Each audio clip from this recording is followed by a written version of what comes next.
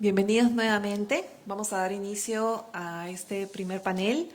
El panel se llama ¿Cuál es la expectativa para la solidaridad en las políticas educativas peruanas?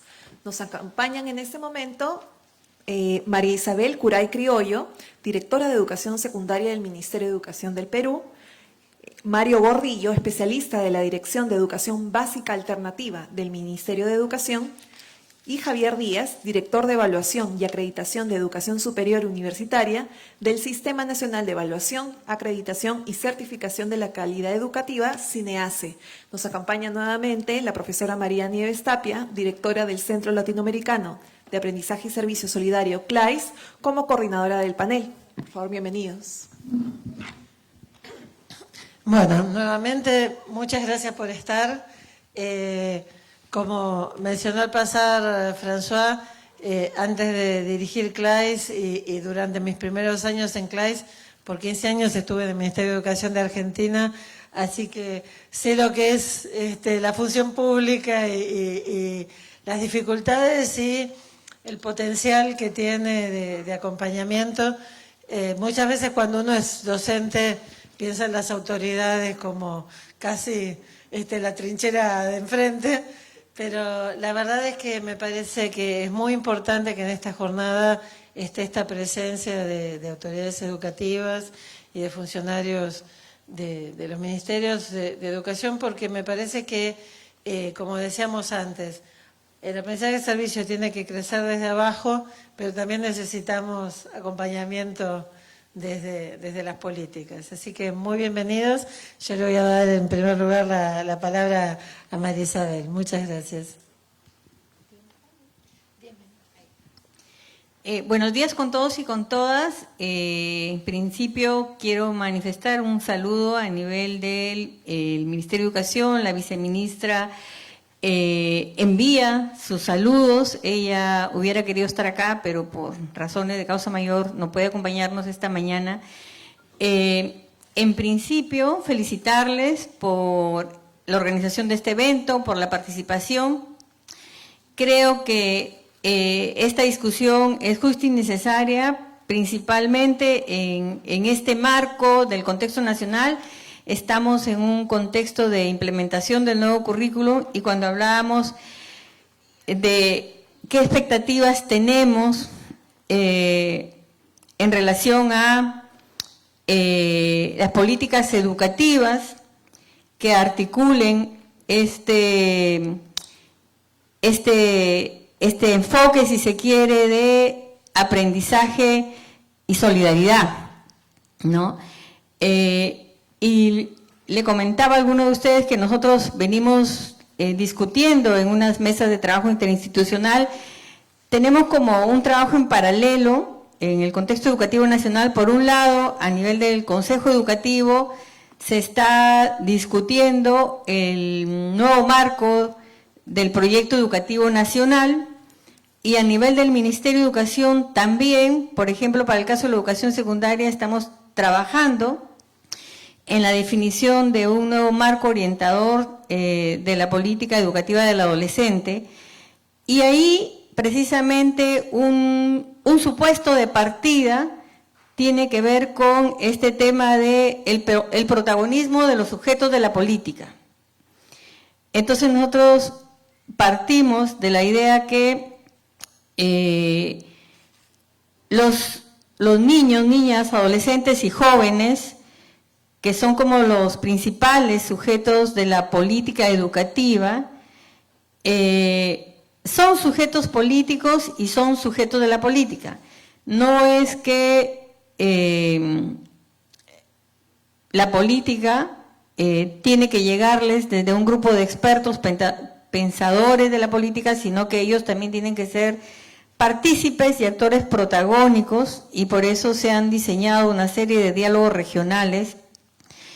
Particularmente nos interesa, por ejemplo, las voces de los adolescentes, de la educación que quieren en el contexto actual. Hay un desencanto de muchas aristas de la sociedad, hay un desencanto respecto de el tema, si se quiere, político, del tema social, del tema de la violencia. En este contexto, con estas condiciones, es que se mueve una nueva apuesta educativa. Entonces decimos, estos sujetos son sujetos de la política, tienen voces, tienen que participar, pero también son sujetos políticos, y en ese sentido, el nuevo currículum, por ejemplo, enfatiza todo este tema de la formación ciudadana. Y ahí replanteamos que efectivamente los aprendizajes, estamos en una línea de aprendizajes a lo largo de toda la vida, y la pregunta es cómo aseguramos trayectorias exitosas. Pero además, cómo le damos este sentido al aprendizaje de un aprendizaje para la justicia social. Que todo lo que se hace y se aprende en la escuela, en la comunidad, es efectivamente un aprendizaje que tiene una alta significación en cuanto sirve y es útil para ayudar a ser mejor persona y a convivir mejor con los otros. Y entonces, en este sentido, rescatamos mucho, creo que es efectivamente darle un sentido y una nueva significación, o enfatizar, no es nueva, creo que esto ya se viene discutiendo de hace tiempo, al aprendizaje de para dónde va la educación, para dónde van los aprendizajes, por qué tipo de aprendizaje se apuesta. ¿Y a qué nos referimos cuando hablamos de, efectivamente, este desafío de la educación integral? ¿No? Y entonces, y ahí enfatizamos que, efectivamente, en este currículum nuevo aparecen nuevas áreas. Hay un área que es muy importante, que tiene que ver con el desarrollo personal y la ciudadanía. Y ahí es precisamente donde tiene más profundidad el tratamiento de estos temas que tienen que ver con el apostar por una ciudadanía solidaria, apostar por una educación con justicia social. Gracias.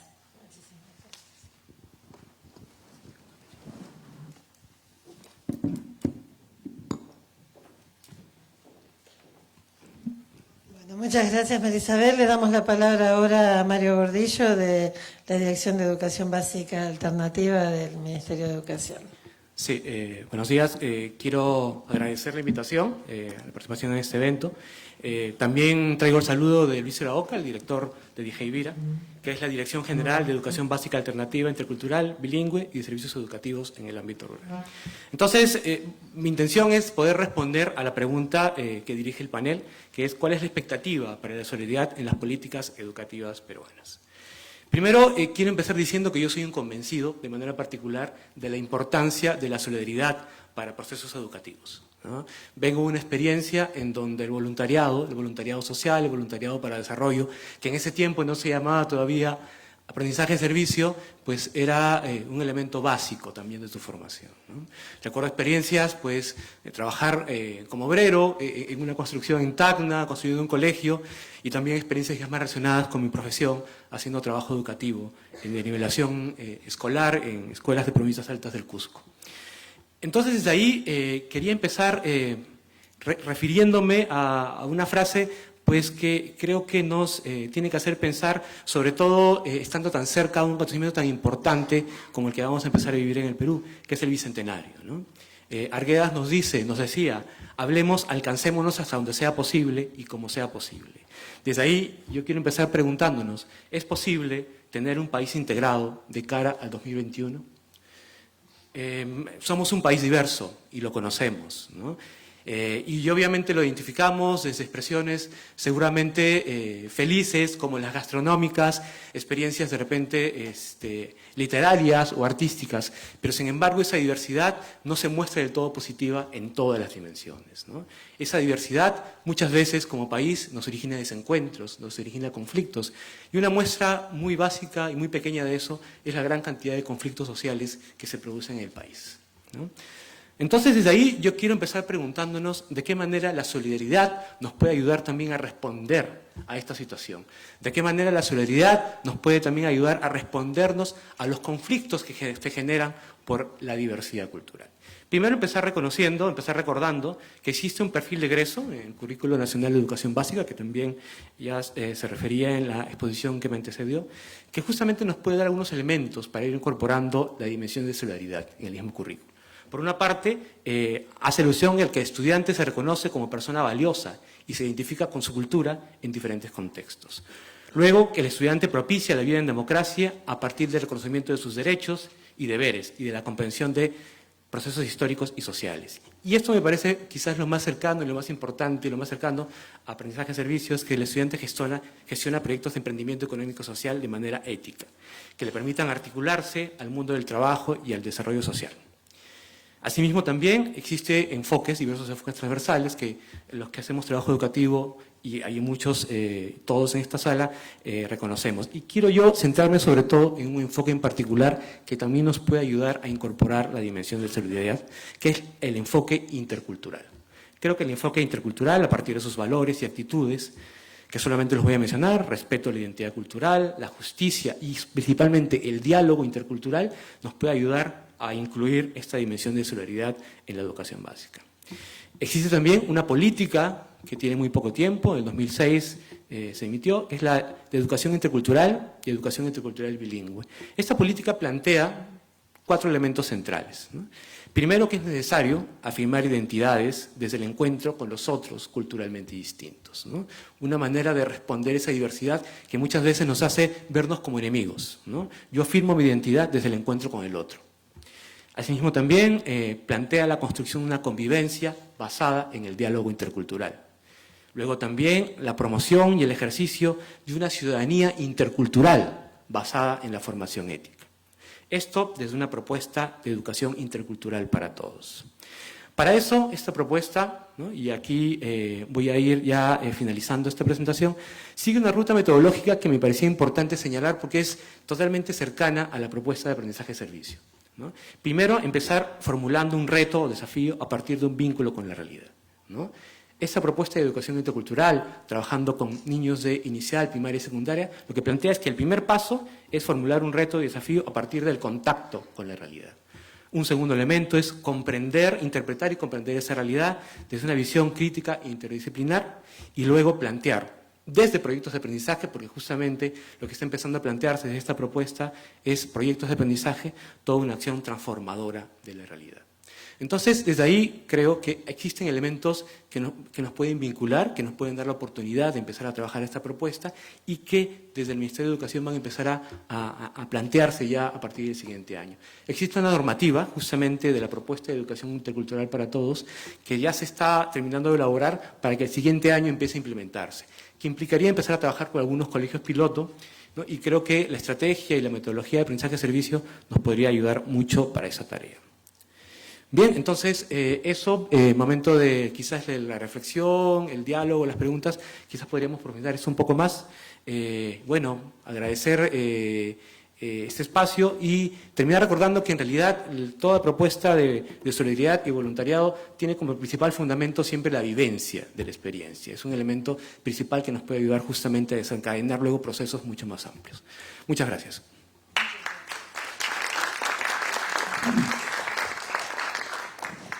Muchísimas gracias, Mario. Les agradezco a todos el extremo respeto del tiempo. Vamos a pasar ahora a la educación superior con la presentación de Javier Díaz del CINEACE. Sí. Gracias, Nieves. Bueno, muchísimas gracias por la invitación. Las gracias también de parte de Carolina Barrios, que es nuestra presidenta del Consejo Directivo. Yo vengo de la Dirección de Evaluación y Acreditación de Educación Superior Universitaria, CINEACE. digamos, el PAR sería en Argentina el CONAO, ¿sí? Y antes de hablar de, digamos, de los estándares, porque tenemos los estándares en el modelo de acreditación peruano, al igual que la calidad, al igual que, digamos, intentar, una de las primeras cosas que nos mostrabas en una de las últimas diapositivas en tu presentación era la motivación, ¿cierto? Para poder empezar con toda esta ruta hay que empezar con la motivación.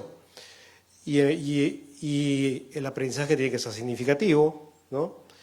Al igual que el servicio. Entonces, con la calidad pasa igual. Es decir, no porque esté normado, no porque haya estándares que cumplir, eso significa que una universidad que, digamos, pase por la experiencia o cumpla o diga cumplir ciertos estándares, necesariamente lo tiene que hacer. O sea, lo que quiero decir con esto es que esto implica un cambio de cultura en las personas. Entonces, lo primero que tenemos que hacer es tratar de involucrar, en este caso desde el punto de vista de la universidad, a todos los actores que están en la universidad en los temas de calidad y en particular, de lo que estamos hablando en este foro, en temas de responsabilidad social y aprendizaje, servicio solidario.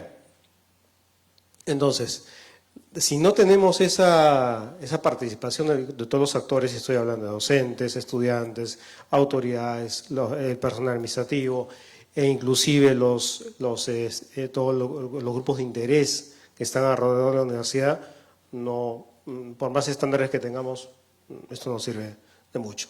Eso es un punto para empezar. Tenemos, alguna vez aquí está François, nos ha contado, porque colabora con nosotros en el CINEACE, que él comparte en otras partes fuera del país que tenemos en la ley universitaria, ¿no? 2 artículos que hablan del tema de responsabilidad social, y entonces en otros lados dicen que maravilla, en el Perú esto está muy avanzado. Bueno, está digamos, en blanco y negro, pero en verdad todavía nos falta hay mucho camino por andar. Respecto de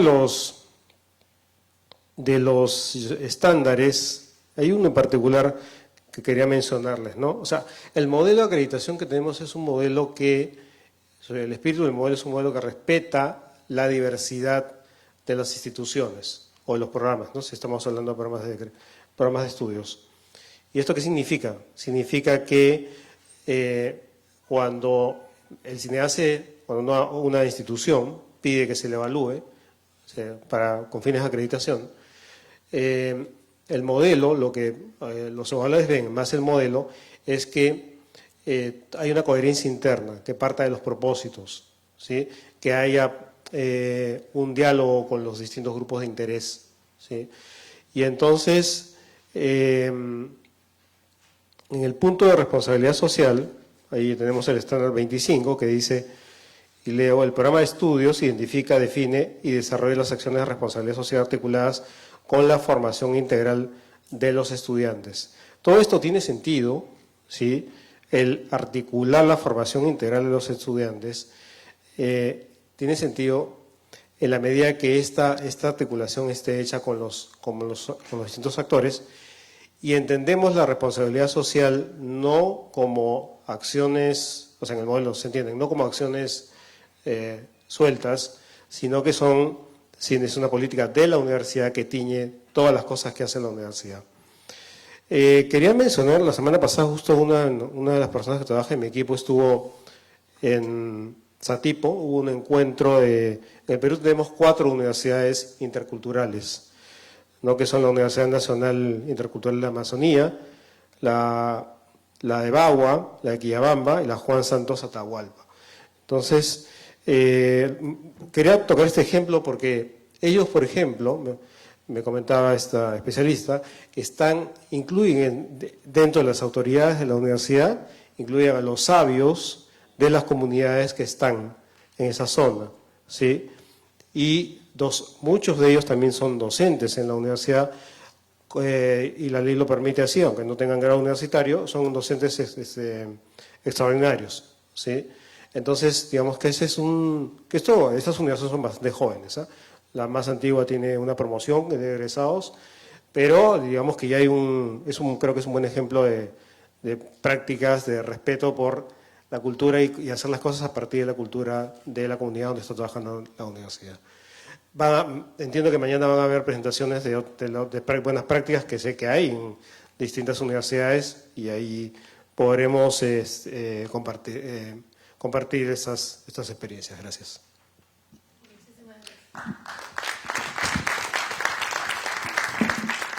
Bueno, muchísimas gracias. Me parece que es muy interesante poder tener docentes de distintos niveles y también funcionarios que atienden a los distintos niveles.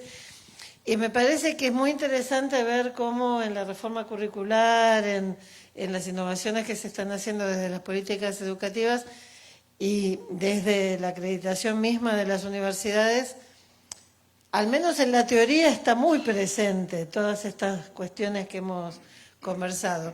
Y digo al menos en la teoría porque habiendo estado del lado de los funcionarios, sabemos que es mucho más fácil, a veces cuesta mucho escribir un documento y lograr que las autoridades se pongan de acuerdo sobre un documento, pero después lo realmente difícil es cómo se pasa de la letra de los currículums, de la letra de las reformas, de las recomendaciones, de las políticas educativas a la vida real de las instituciones.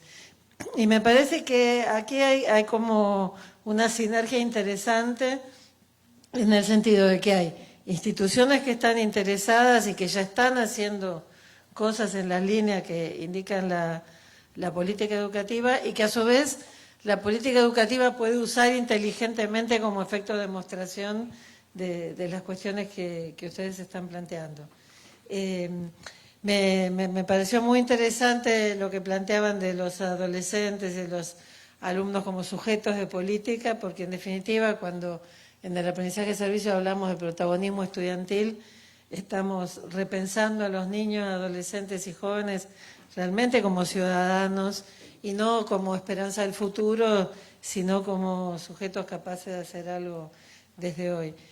Y en el trayecto que presentabas para la formación de la educación intercultural, me pareció muy interesante y muy potente esto de ver que hay un proceso que tiene que llevar a las acciones concretas, pero que involucra la reflexión y el conocimiento disciplinario. Porque me parece que es ahí donde está la novedad. Cuando en la formulación que ustedes hacen del criterio se pone el RCU en relación directa con la formación integral de los futuros profesionales, bueno, me parece que esa es un poco la novedad, que es justamente dejar estos compartimentos estancos de que lo solidario, lo social, incluso la formación ciudadana, era como ese espacio que es transversal y que es de todo, pero no es de nadie, y que es más discursivo que real, ver cómo las políticas educativas también están propiciando esa articulación. Así que realmente me parece que hay como un momento, una ventana de oportunidad muy importante en que se alinea lo que propician las políticas con lo que se quiere estar haciendo desde las instituciones. Así que tenemos ahora la oportunidad de que ustedes pregunten, comenten, digan y entonces abrimos. Aquí tengo una primera pregunta. Buenos días, es muy interesante todas las exposiciones. Quería consultarles sobre la situación actual en el Perú del programa Escolas Ocurrentes. Escolas Ocurrentes es muy parecido a lo que comenta, ¿no? Tiene diferentes aristas. Una de ellas es emprendimiento, otra ciudadanía. Escolas busca el intercambio intercultural, intercolegios con universidades, es internacional, ¿no? Sé que el Ministerio de Educación firmó una carta de intención, porque esta es una fundación pontificia creada por el Papa Francisco. Entonces, Escolas Ocurrentes tiene buenas prácticas, ¿no? Por ejemplo, en las universidades el voluntariado en escuelas es reconocido como crédito, ¿no? Lo cual incentiva a los universitarios a participar. bueno, diversas prácticas buenas que quisiera saber cómo el ministerio, como hay un financiamiento del BID para escuelas, y sé que el ministerio ya firmó una carta de intención, quería saber cuál es la situación actual, ¿no? de ese programa que creo que incorpora en parte lo que usted comentaba. Mientras piensa la respuesta, yo hago un comentario entre paréntesis. CLAIS venimos trabajando con escuelas desde su fundación, y si entran en la página web de CLAIS van a ver el manual de cómo desarrollar un proyecto de aprendizaje y servicio que hicimos para escuelas, porque uno de los ejes centrales de ciudadanía de escuelas y de la propuesta educativa de escuelas, tanto para las escuelas como para las universidades, es justamente el aprendizaje y servicio. O sea, no es casualidad que el Papa, los fundadores de escuelas y yo seamos todos argentinos. Digo, en realidad escuelas empezó en la ciudad de Buenos Aires como un programa de la arquidiócesis, con el que hace muchos años, cuando éramos todos mucho más jóvenes, yo también colaboré. Así que, digo, si les interesa, y a todos los que estén en contacto con escuelas o les interesa escuelas, en la página web de publicaciones de CLAIS pueden encontrar el manual de aprendizaje y servicio de escuelas. Pasado el aviso publicitario, los colegas del ministerio, ¿quién quiere contestar la pregunta?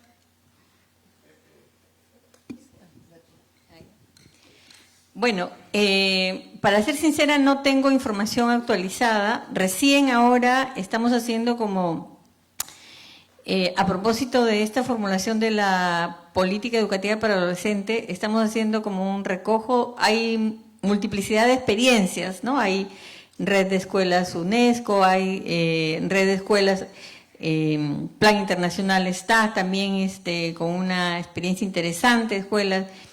Hay otras que son redes de escuelas emprendedoras, y lo que nos interesa ahora precisamente es ver un poco cuánto aportan efectivamente, cómo se pueden capitalizar estas experiencias. He tomado nota, creo que vale la pena que tengamos un acercamiento a estas escuelas que tú dices. Tengo referencia bien general, te mentiría si te digo desde dentro cómo están funcionando las escuelas, y seguramente ahí habrá experiencias interesantes que recoger, pero hay variedad de experiencias que efectivamente hay. Hace poco se hizo un reconocimiento, por ejemplo, a todas las escuelas que trabajan en la línea de la educación ambiental, que desarrollan variedad de experiencias que en realidad son proyectos. Ellos ponen ahí en el centro proyecto de educación ambiental, pero que tienen en gran medida que ver con este tema de aprendizaje solidario, ¿no? O sea, sí, entonces, igual hay una red de universidades que trabajan el tema de la educación ambiental y que incluso hace algunos años atrás se pusieron como unos estándares y unas metas, no solamente en términos de coeficiencia, medida de coeficiencia interna, sino impactos mayores en el tema ambiental. Entonces, esas son experiencias que vale la pena recoger. Tenemos experiencias en Fe y Alegría, de redes educativas. En otros estamos tratando de volver a potenciar, por ejemplo, el tema de la educación técnica, de la educación emprendedora, porque tenemos un desafío grande. Cuando hemos empezado a trabajar este tema de la política educativa adolescente, vemos que al final de la secundaria ni siquiera llegamos al tercio de estudiantes que egresan de la educación secundaria. Menos de un tercio va a ir a la superior, menos de un tercio, y hay una gran mayoría que combinan trabajos informales.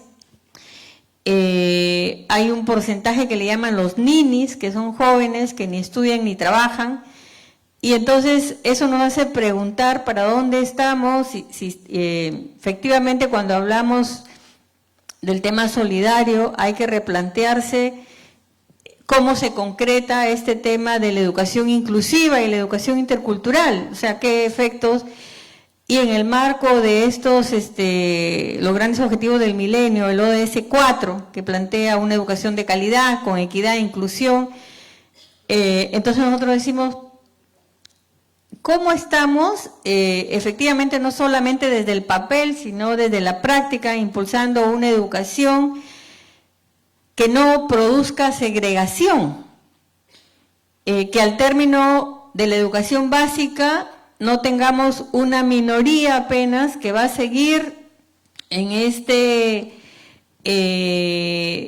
digamos, en esta línea de desarrollar aprendizaje, desarrollo profesional, y hay muchos que ven truncado su proyecto de vida, ¿no? Entonces, y estas oportunidades, porque hay un desfase tremendo, y eso es también pensar en una educación solidaria, es cómo la escuela cumple una función social, pero además la escuela no educa para una sociedad que cada vez se fragmenta más y no logra, más allá de los indicadores que siempre nos preocupan, que preocupan a una gran mayoría, que es la prueba PISA, las pruebas internacionales, sino en términos de los indicadores de desigualdad social, o sea, cómo estamos aportando a superar esa situación, ¿no?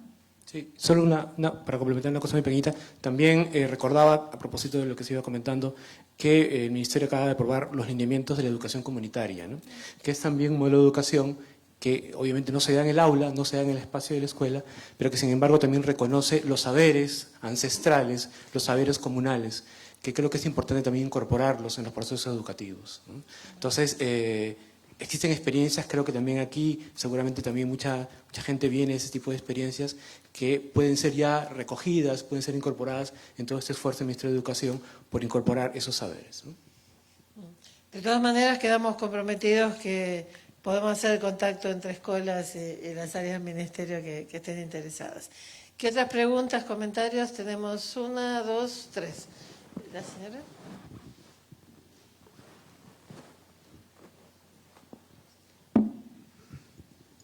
Buenos días a todos. Cuando en los años 80 trabajaba en Fe y Alegría, encontré el aprendizaje de servicios por solidaridad. ¿Y cómo así? Es que la directora del colegio decía, en el mes de diciembre todos los papás deben venir a dejar impecablemente los muebles, los ambientes, la biblioteca, en sí toda la infraestructura del colegio. Y efectivamente todos los papás iban bajo la dirección de cada docente. ¿Eso he visto replicar en otras instituciones educativas? No, nunca. Solo en Fe y Alegría, donde he trabajado casi 15 años. Y cuando en el mes de marzo, señores, para ustedes, señores directivos de educación, es para ustedes. En el mes de marzo, muchos colegios se ven en la televisión devastados por la lluvia, por el frío y por el smog y etc. Por favor, tomen en cuenta el aprendizaje por servicios de Fe y Alegría. En diciembre, no en abril, en diciembre. Segundo punto. Mucho hablamos de la inclusión, que estamos viendo los estándares, y a mí me desespera ver la teoría y no la práctica. La señora nos habló un ratito de que más es que ponderamos los desencantos. Sí, pues, los peruanos estamos siempre ponderando los desencantos.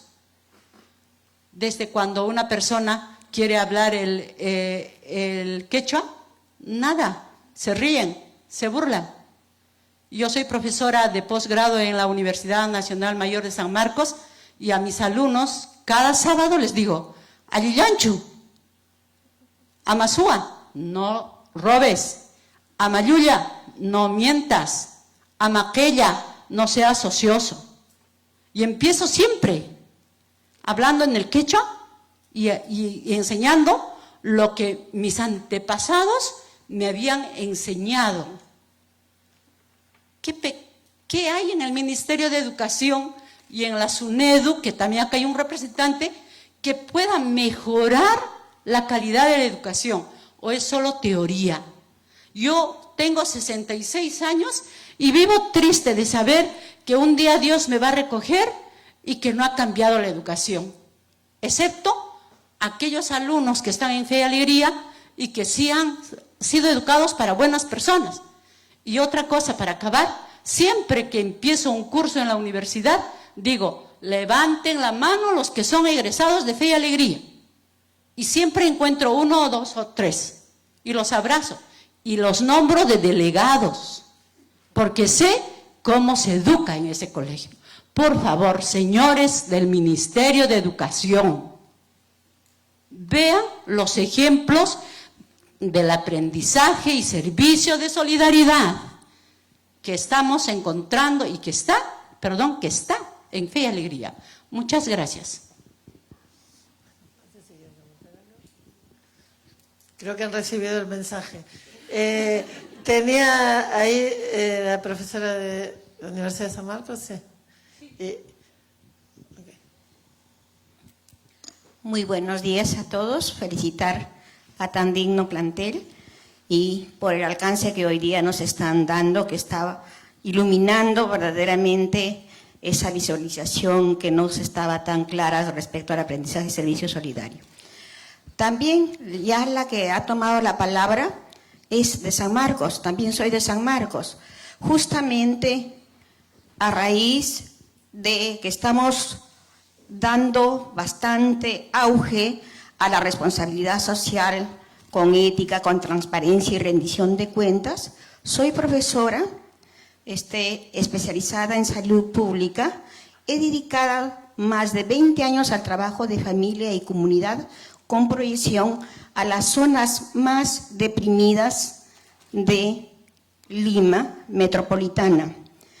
Entonces, he ido observando a partir prácticamente, y acá se encuentra nuestro eje transversal, prácticamente que ha dado un empuje para nosotros de San Marcos, dar, digamos, más énfasis al trabajo que estamos llamándolo aprendizaje al servicio solidario, porque anteriormente más lo hacíamos extensión social.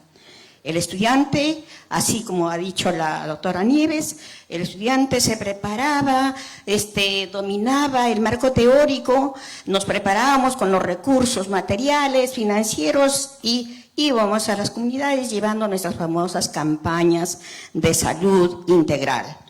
Y no tomando en cuenta casi mayormente el interés de la familia, el interés de la comunidad, si verdaderamente se iba o no tener buenos resultados para ellos, tener en cuenta sus saberes previos, pero a partir de ese apoyo que hemos tenido de parte del doctor François, con una buena capacitación que hemos recibido, entonces ahora ya es distinto el enfoque. Pero sí, acá como ha dicho la colega, los directivos, gestión institucional, los decisores políticos. Por ejemplo, nosotros recibimos, San Marcos es una universidad nacional, pública, recibimos de todo costa, sierra, selva, norte, centro, sur, una diversidad de pensamientos, una diversidad intercultural. Pero mayormente tenemos eso que dijo la funcionaria del Minedo, María Isabel, esa formación ciudadana, esa formación personal. Notamos muy, muy débil. Cada vez el que viene del norte, si no es de una característica que hoy la publicidad, este movimiento neoliberal nos está diseñando como, nos está dando una imagen de persona de tales características, y si no reúne el de la sierra, el de la selva, el de la costa, ¿sí? Se siente algo como que no, tiene cualidades, tiene características para poder, pero es más fuerte eso. Ah, no, es de tal talla, de tal color de cabello, esto así, y se reserva. Sabe hablar quechua, pero dice que no sabe hablar quechua. Porque no, la gran mayoría no se expresa en quechua. ¿Qué plato de comida más le gusta? A ella dice lo que más hoy en día está en el boom de la gastronomía. Pero tiene, por ejemplo, vino un nutricionista de Canadá y comprobado está de que ahora la quinoa está valorado nutritivamente. Y al comienzo el estudiante decía que no comía quinoa, pero cuando más de 20 años de trabajo en el Cusco, todo el mundo en el Cusco, los granos, la quinoa, el alimento principal, pero ella no lo decía, no lo decíamos porque era un alimento que mayormente le daban a los pollos, ¿no? Y ahora sí es valorado. Entonces, eso queremos que los gestores de las instituciones educativas hagan todo lo posible para que toda institución de cualquier nivel potencialice esta dimensión ciudadana, porque si el estudiante desde pequeño no se va a formar con esas fortalezas de valor ciudadano, entonces vamos a tener prácticamente débiles en esos niveles. No vamos a valorarnos, no vamos a tener esa autoestima que queremos de ser peruanos y sentirnos felices del lugar de donde seamos, del dialecto que hablemos y cómo nosotros son nuestras vivencias. Al contrario, eso que sean nuestro soporte, que sean nuestra fortaleza para decir, sí, yo soy, sí, lo hago, sí, lo puedo, ¿no? Eso, muchísimas gracias. Entonces, esa dimensión personal ciudadano en todos los niveles. Estamos dejando, porque los valores cívicos, los valores, el respeto a los demás y todo eso, los estamos dejando prácticamente, y esos son ejes transversales para la formación integral como persona y luego como profesional y como en todos los escenarios. Muy amable. Bueno, le agradecemos su apasionado aporte. No sé si alguno de los funcionarios quiere responder. Fíjense, una cuestión que creo que es para mí un supuesto clave es que las políticas no transforman realidades, sí crean condiciones, pero las realidades exigen cambios culturales profundos en las que todos tenemos una parte de responsabilidad, unos más que otros quizá. Yo, por ejemplo, pienso que antes les dije que hay un cierto desencanto de los jóvenes por la falta de oportunidades, pero que sin embargo, creo que los que trabajamos por la educación desde las aulas o desde donde estemos, tenemos que imprimirle un cierto sentimiento de fe y optimismo de que podemos hacer algo por el cambio. Porque lo otro es decir, bueno, no va a cambiar nada, voy a esperar que de arriba cambien las cosas. Entonces, creo que todos tenemos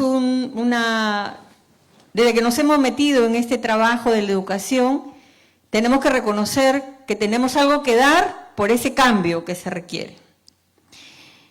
Creo que efectivamente la experiencia de Fe y Alegría tiene muchas cosas que rescatar, pero seríamos injustos si no reconocemos que hay otras tantas experiencias de docentes rurales, a veces que ni conocemos, pero cuando salimos nos damos con la sorpresa. ¿Cómo es que hay docentes ahí que con condiciones que no son adecuadas están trabajando con pasión por el cambio? Y también tenemos del otro lado como muchas resistencias. Nosotros ahora estamos viviendo, nosotros sabemos que, por ejemplo, hay regiones como la de Iquitos, donde tenemos un alto índice, más del 30% de embarazo adolescente. Pero hay grupos que nos dicen que la educación no tiene que intervenir en estos aspectos que tienen que ver con la educación sexual. Y entonces sabemos que nos movemos en una comunidad que hay diferentes visiones de cómo intervenir, hay diferentes tipos de exigencias, pero hay una realidad que nos demanda, hay una realidad con cifras alarmantes de violencia, hay una realidad que nos demanda ese gran cambio. Y creo que hoy más que nunca se reclama esto, que efectivamente tiene que haber políticas de Estado, políticas que nos movilicen y además empezar a estas experiencias de escuelas que se organizan en redes y que se trazan objetivos mayores. Como les decía hace rato, estas escuelas que trabajan por la educación ambiental, y que tienen fines solidarios. Esas experiencias hay que levantarlas, esas experiencias tienen que ser como nuestras banderas, nuestros grandes referentes para una política educativa más pertinente en este contexto tan diverso y tan desigual a la vez, ¿no? Sí, y complementando eso, también quería decir que en realidad lo que asegura que una experiencia sea exitosa o sea buena no significa necesariamente que se convierta en una política, ¿no?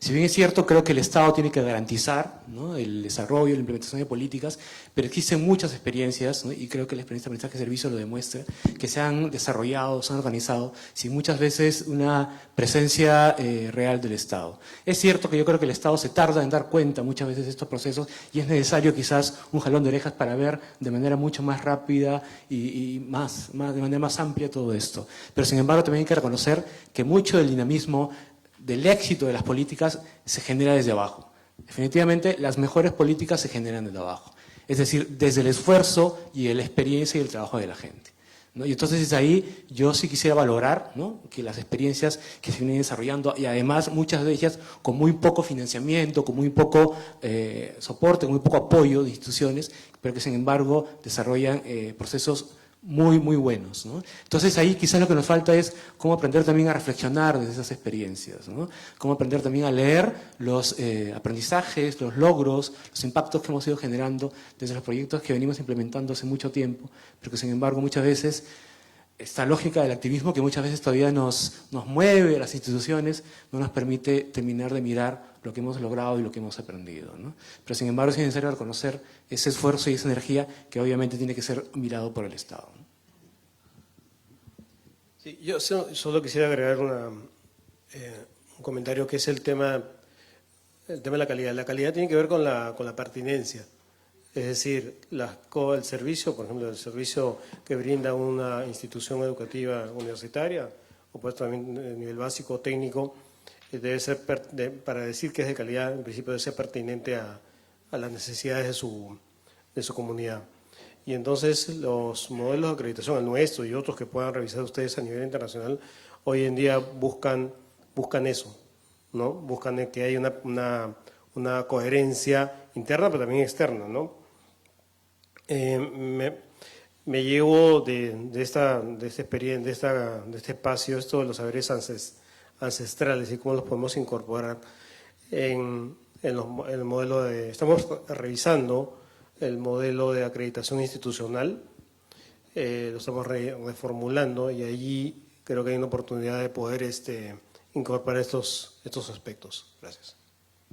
Muchas gracias. Bueno, teníamos una pregunta por aquí. Estaba ella, está el señor y aquí, y con eso vamos a ir cerrando porque nos quedan 15 minutos. Así que les vamos a pedir a quienes faltan si pueden ser o preguntas o si son comentarios que sean muy breves. ¿Sí? Bien. Entonces. En primer lugar, buenos días a todos ustedes. Saludo la ponencia de la doctora Nieves. con el tema muy importante respecto al aprendizaje y servicio. Igualmente, aprovecho la oportunidad, ya que se encuentran los representantes del Ministerio de Educación, y sobre todo, después de mucho tiempo veo a un representante de las universidades, de la educación superior universitaria, que ahora también pertenece al Ministerio de Educación, que es SUNEDU.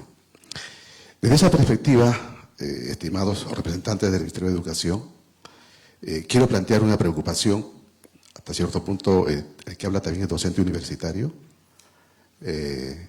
y el problema es prácticamente secular.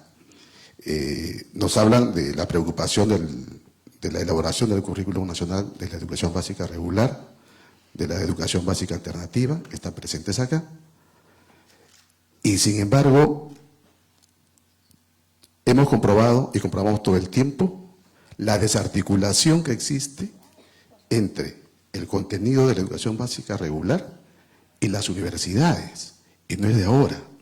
Se habla, por ejemplo, de las universidades que tienen que ser un currículum pertinente, se habla de la pertinencia, en efecto, está muy bien, pero no se habla nada cómo se debe articular la educación básica regular con la educación superior. Es por eso que muchos estudiantes terminan la secundaria y una vez que ingresan a las universidades ven frustradas en realidad sus expectativas. ¿Por qué? Porque comprueban que su educación, sobre todo secundaria, en los distintos niveles, alternativa o básica regular, les sirvió poco o casi nada. Comprueban en la universidad que esa desarticulación los lleva justamente pues a la frustración. Y tenemos los docentes universitarios que reforzar, prácticamente empezar de cero inclusive, su formación, ¿no?, de competencias. En consecuencia, la preocupación es esa y en todo caso tómenlo como una pregunta. Muchas gracias. A ver, sí, reconozco que deberíamos, o sea, esa desarticulación de la que habla creo que se da, ¿no? Eso es algo que hay que reconocer. Pero por otro lado también, cuando, a ver, hablamos del ingreso a las universidades, ya específicamente hablando de la acreditación, digamos, lo que pedimos en los modelos de acreditación, y no solamente es acá, en otros lados también se da, es que hay este periodo que usted menciona de adaptación, digamos, porque esta adaptación no solamente pasa por el lado cognitivo, ¿sí?, sino también es un cambio brusco, digamos, en un sistema educativo distinto al sistema universitario, ¿no? Entonces, esa adaptación también está contemplada. A ver, yo les voy a pedir a quienes faltan, yo sé que, además sé por experiencia de haber estado de este lado, que el hecho de tener funcionarios del ministerio, uno tiene ganas de decirle todo lo que opina sobre todas las políticas educativas.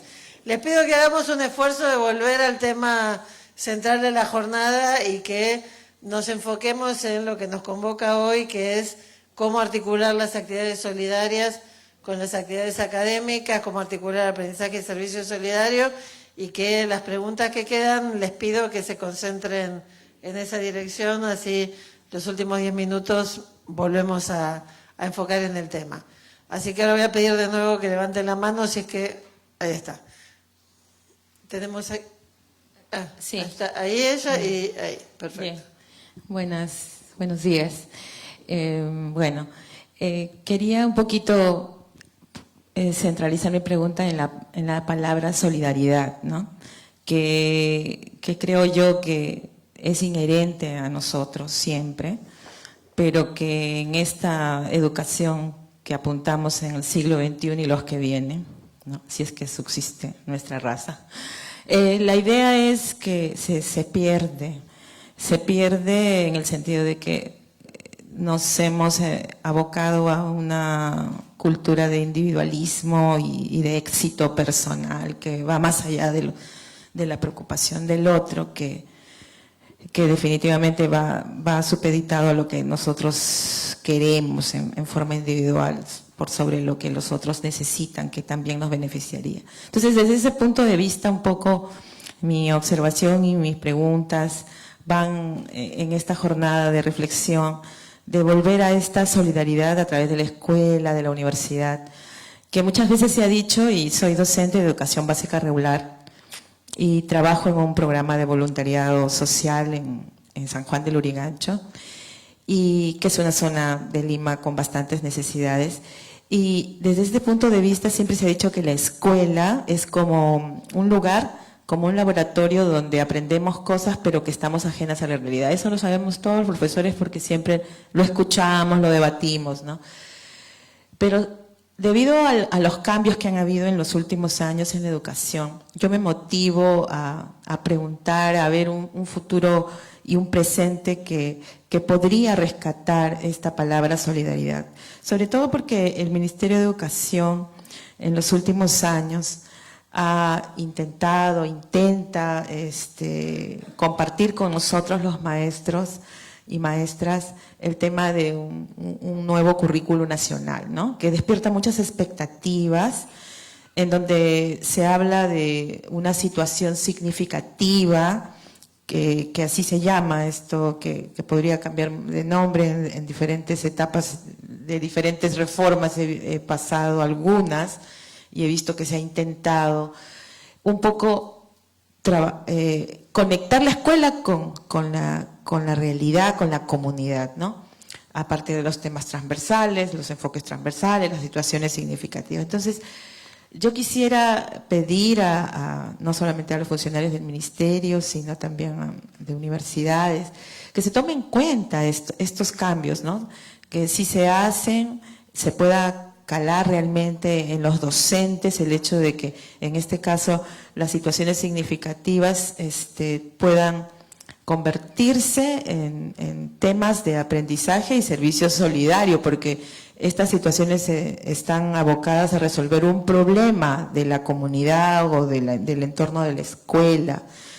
Pero lo que no se sabe es cómo llegar a eso, porque a veces se abordan desde las diferentes áreas, que acá le llaman, por ejemplo, lenguaje o comunicación, que le llaman acá en Perú matemáticas, ciencias, ¿no? De qué manera o de manera dispersa cada área aborda una situación distinta. He visto alguna información que eso va a cambiar, que va a ser una situación significativa para todas las áreas, que involucre, en este caso, la resolución la implementación de proyectos, etcétera. Entonces, es esto, ¿no? El cómo plantear esos desafíos para resolver realmente situaciones. Y cómo los maestros en estas capacitaciones, en esto que seguro se va a ir implementando a lo largo de este tiempo de aprendizaje del nuevo currículo, lo vamos a internalizar y aprender.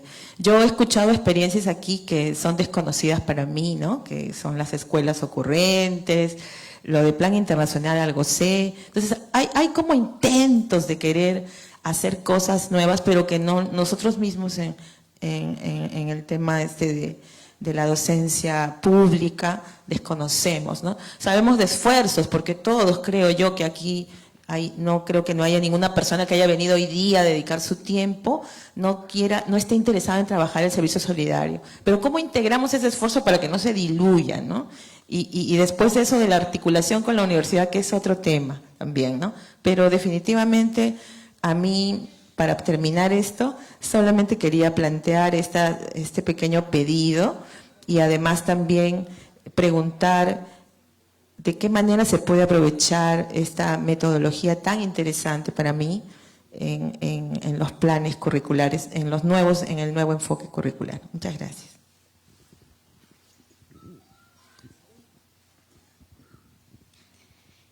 Bien interesante su participación.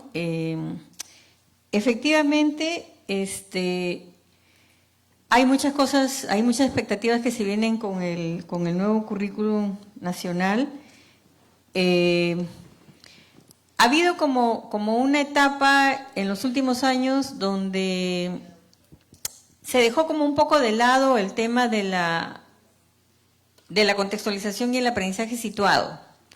¿no? Entonces, y hemos ido a nivel curricular por una onda como más tecnicista y a mirar al estudiante como sujeto individual, ¿no? Entonces, y la primera idea es cómo reorientamos y miramos al estudiante como un sujeto social, ¿no? Como parte de una comunidad. Entonces hablamos nosotros que el currículum tiene que tener pertinencia, pero también tiene que tener relevancia social. Quiere decir que tiene que estar en cada contexto en plena articulación con aquellas grandes demandas y desafíos sociales de ese contexto en particular. Entonces ese es como un punto de partida, creo, ¿no? Entonces, claro, y ahora hay ahí, por eso digo, esto como que nos convoca, si bien es cierto, pueden ser como cambios de papel que están en el currículum oficial, pero nosotros sabemos que hay que ir trabajando, porque hay otros desafíos que tienen que ver con cambios culturales. Fíjense, nosotros nos damos cuenta que cuando se acerca la evaluación censal, los profesores, incluso hay gobiernos regionales y locales, están preocupados, incluso pagan para que sábados o en horarios extras los estudiantes se entrenen en los aprendizajes instrumentales preferentemente y se olvidan del resto. Y entonces, por un lado postulamos una educación integral, un enfoque por competencias, una evaluación formativa, pero cómo eso hace carne en el día a día de los que tienen a cargo directamente la educación en las aulas, ¿no? Y ahí se presenta como un gran desafío. Y bueno, lo que nosotros planteamos es que efectivamente todos los aprendizajes tienen que cobrar significatividad y efectivamente, como decía la profesora, el tema de la solidaridad debe ser inherente a todo aprendizaje para que verdaderamente sea significativo. Hay criterios para ver cuándo un aprendizaje es significativo y cuándo un aprendizaje tiene utilidad práctica, pero también esta utilidad social. Entonces, eso hay que ver cómo se pone en práctica. Y en el currículum hay unas áreas que son como más instrumentales, que son como matemática y comunicación, pero hay que colocar como ejes articuladores aquellas situaciones significativas que tienen que ver con, por ejemplo, ciencias sociales en el marco del nuevo currículum, como por ejemplo ciencia y tecnología, y donde van a salir a relucir problemas ambientales, problemas que tienen que ver con el entorno cultural, que esos van a ser nuestro centro de atención como situaciones significativas que van a ser como que van a desencadenar una serie de aprendizajes y competencias que se pueden articular, ¿no? Para eso vamos a trabajar algunas herramientas curriculares, ¿no? Tenemos un minuto, así que una pregunta muy corta con una respuesta muy corta. Buenas tardes con los señores que están al frente.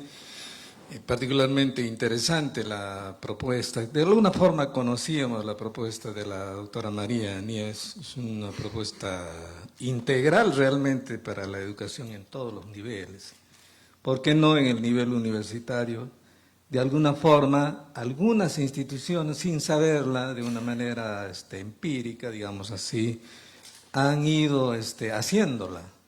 Ahora con el enfoque teórico más doctrinario, más integral, esto nos va a permitir llevarlo a la práctica, ¿no? El aprendizaje, servicio solidario. Bien, y a propósito de solidario, preocupa pues lo que también alguien por ahí decía. Esto queda en el plano teórico, en el plano abstracto, lingüístico. Hay que bajar al plano fáctico, real, de las comunidades, de las universidades. Y esto es lo que precisamente a mí me preocupa, básicamente. Una gran política que lleve esto a la práctica. No estoy hablando de una gran revolución cultural.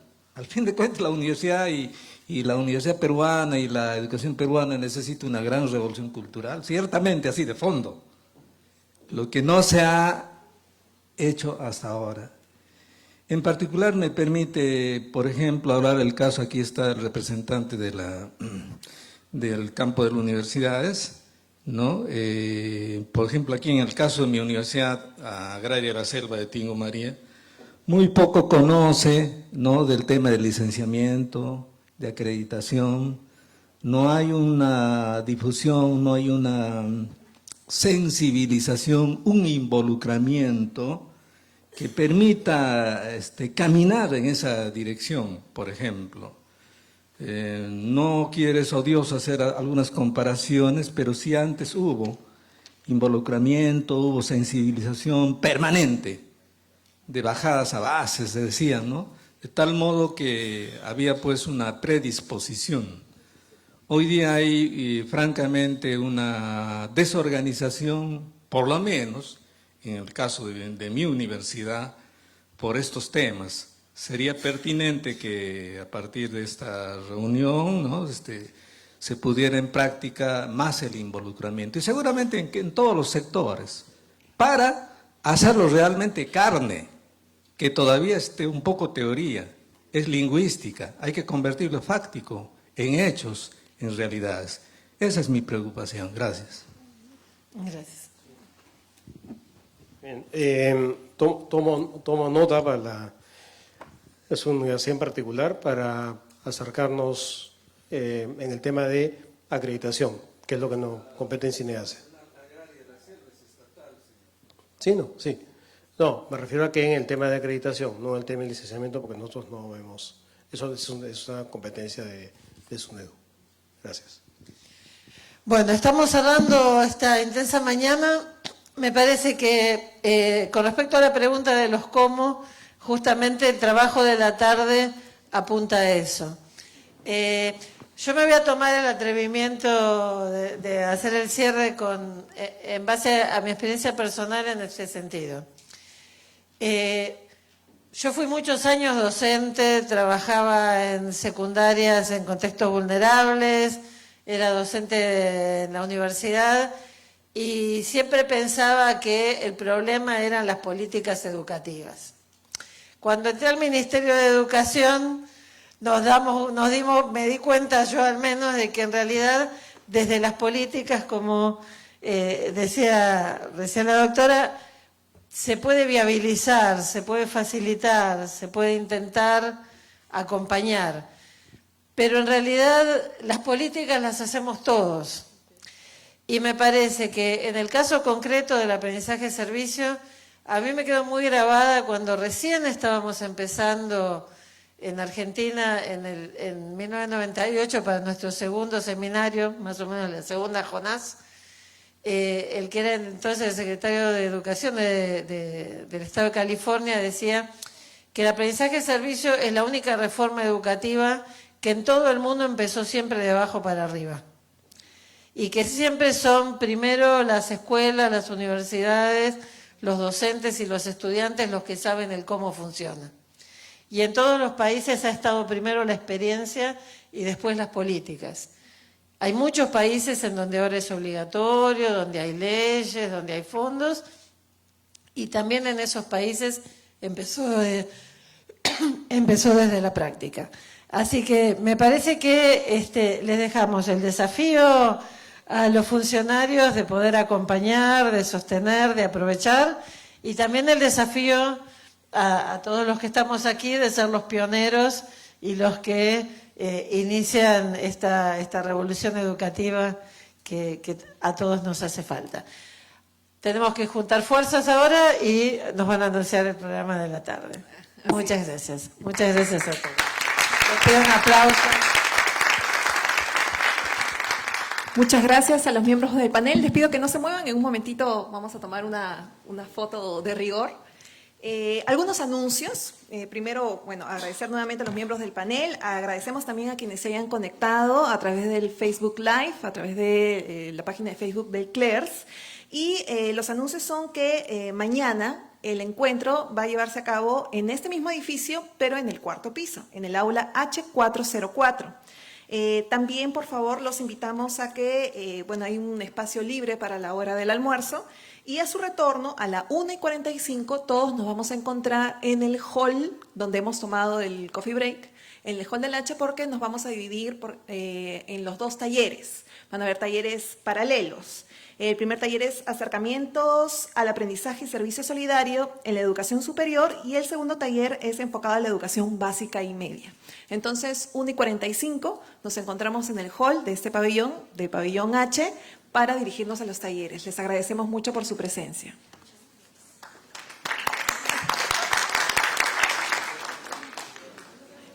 Me dicen que es importante que todos estén con sus pulseras para poderlos identificar, por favor. Gracias.